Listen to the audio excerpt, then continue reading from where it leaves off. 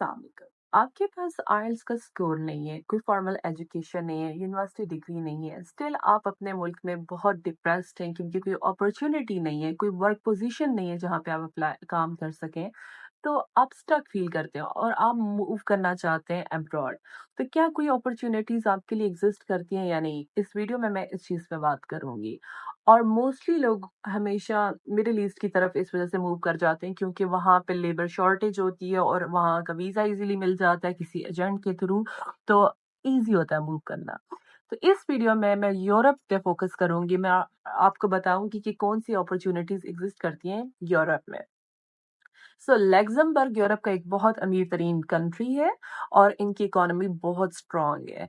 More than 130 banks वहाँ पे बैठे हुए हैं। बताने का मकसद ये है कि आपको ये पता चले कि इनकी इकोनॉमी कितनी स्ट्रॉन्ग है और वहाँ जाने का आपको कैसे फ़ायदा हो सकता है। लक्ज़मबर्ग का यूरोप में स्टेटस ऐसा ही है जैसे मिडल ईस्ट में कुवैत का है और लोग पाकिस्तान या इंडिया से कुवैत जाने के लिए कितनी स्ट्रगल करते हैं, यू नो दैट।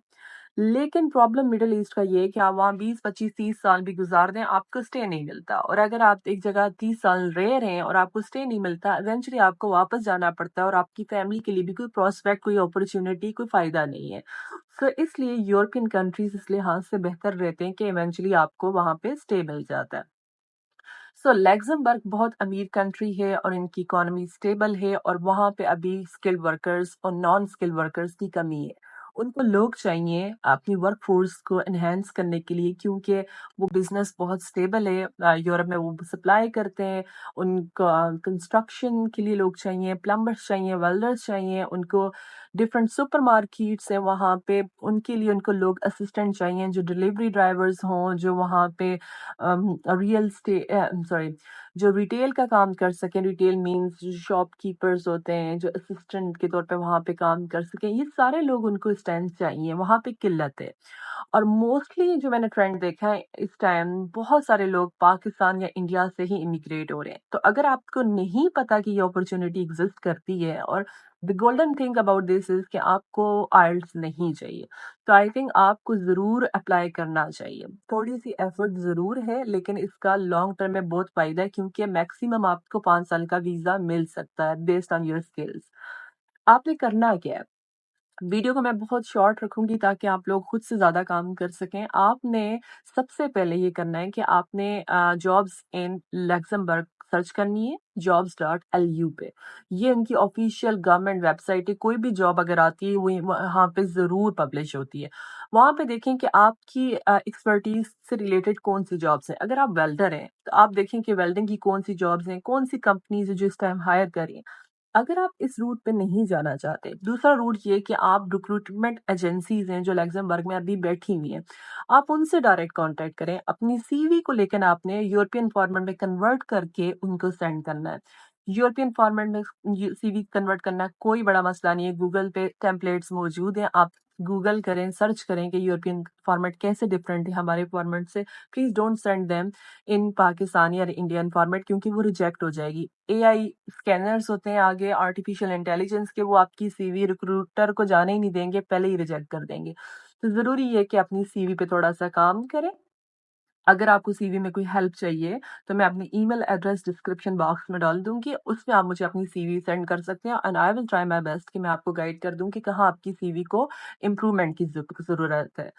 तो ये तो बात होगी जो नॉन स्किल्ड वर्कर्स हैं। दूसरे लोग जिनकी स्टेम लक्ज़मबर्ग में बहुत ज़रूरत है, वो डॉक्टर्स और नर्सेज़ हैं। डॉक्टर्स की पे अबव 1000 यूरो पर एनम है, बहुत हाई पे देते हैं लक्ज़मबर्ग में डॉक्टर्स को। और on the top of that they also give facilities like accommodation and vehicles, गाड़ी और घर मिल जाता है लक्ज़मबर्ग में, और पेज़ ऑफ कोर्स ज़्यादा है। तो ये कुछ फ़ायदे हैं। और अगर आप नॉन स्किल्ड वर्कर की जॉब पे जाते हैं, जैसे आप कंस्ट्रक्शन वर्कर या रिटेल वर्कर या वेटर के तौर पे वहाँ पे काम करते हैं, तो आपकी सैलरी कितनी होगी? सो मिनिमम सैलरी आपकी अराउंड 3000 यूरो होगी क्योंकि द फैक्ट इज़ वहाँ पे टैक्स रेट बहुत कम है। ये यूरोप का वाहिद कंट्री है जिसका टैक्स इतना कम है, तो आपको बहुत ज़्यादा फ़ायदा होगा इस चीज़ का। इसका मतलब ये है कि आप अपनी सेविंग्स बहुत ज़्यादा कर सकते हैं। तीसरी चीज़ ये कि आपको विद फैमिली वीज़ा मिल सकता है और एज़ आई सेड कि वीज़ा आपको 5 साल से ज़्यादा का मिल सकता है।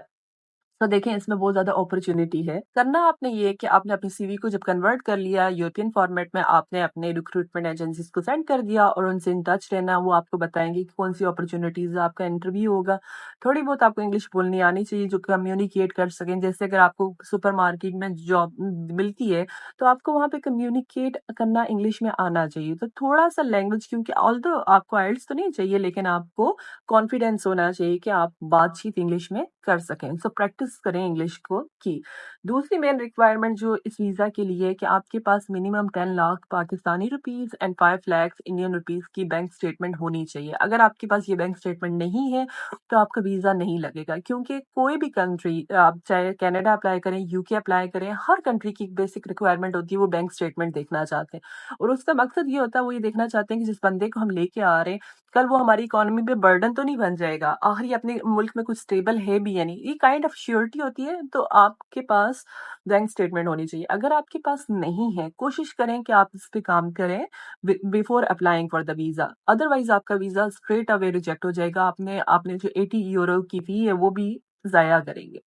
तो ये की फैक्टर है। दूसरी चीज़, जैसा कि मैंने आपको कहा, आपकी सीवी आपने वीज़ा अप्लाई करते हुए भी वहाँ पे देनी होती है। और थर्ड, आपके पास फॉर्मल जॉब ऑफर लेटर होना चाहिए। जब आप कंपनी से कॉन्टैक्ट करेंगे, अगर वो आपको एम्प्लॉयमेंट दे देते हैं, आपने जो वो फॉर्मल ऑफर लेटर होगा वो अपने वीज़ा एप्लीकेशन के साथ अटैच करना है, एंड दैट्स इट।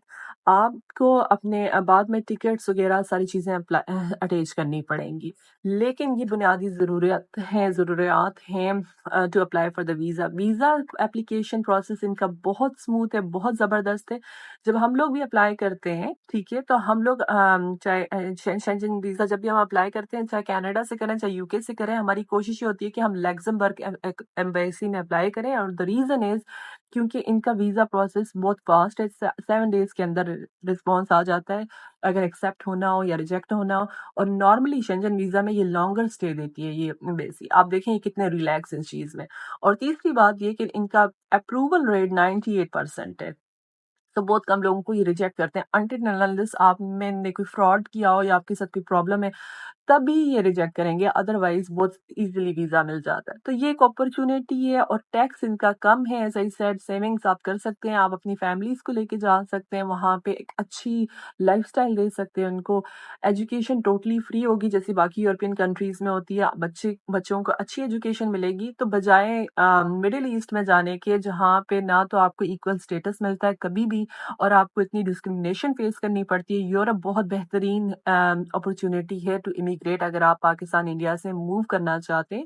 लग्जमबर्ग का वर्क वीजा प्लीज सर्च करें और इस पे अपना काम करें। आई होप ये वीडियो आपके लिए फ्रूटफुल साबित हो। आप को अगर कोई भी क्वेश्चंस हो, you can always ask me in the comment box और you can email me. I will put my email address in the description box. I wish you all the best. Good luck. Allah Hafiz.